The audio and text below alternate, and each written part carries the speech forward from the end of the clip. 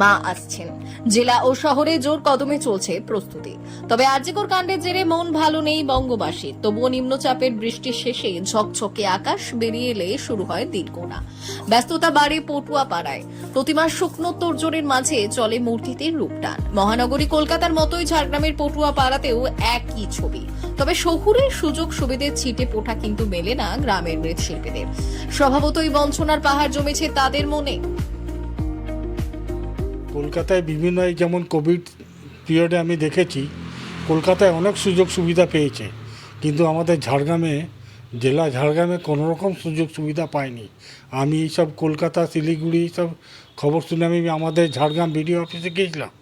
সেখানে বলছে এইরকম কোনো রকম আমাদের কাছে তথ্য নেই যে মৃৎশিল্পীদের কোনো রকম সাহায্য করা যাবে।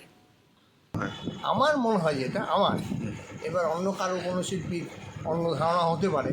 আমার মনে হয় আমাদের এখানে যে কজন আমরা মাটির কারিগর বা অন্যান্য কারিগর যারা আছি বা গোলা যারা আছে, আমরা একত্রিত হতে পারি না।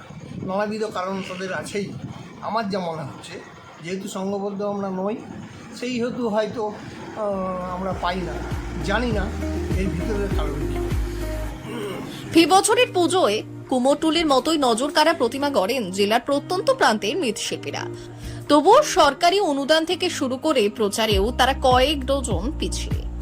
সবাইকে এক সুতোয় গাঁথতে সরকারি ব্যবস্থাপনায় সরলীকরণের অনুরোধ করেছেন পশ্চিমবঙ্গ মৃৎশিল্পী সমিতির সভাপতি মোহনলাল প্রজাপতি।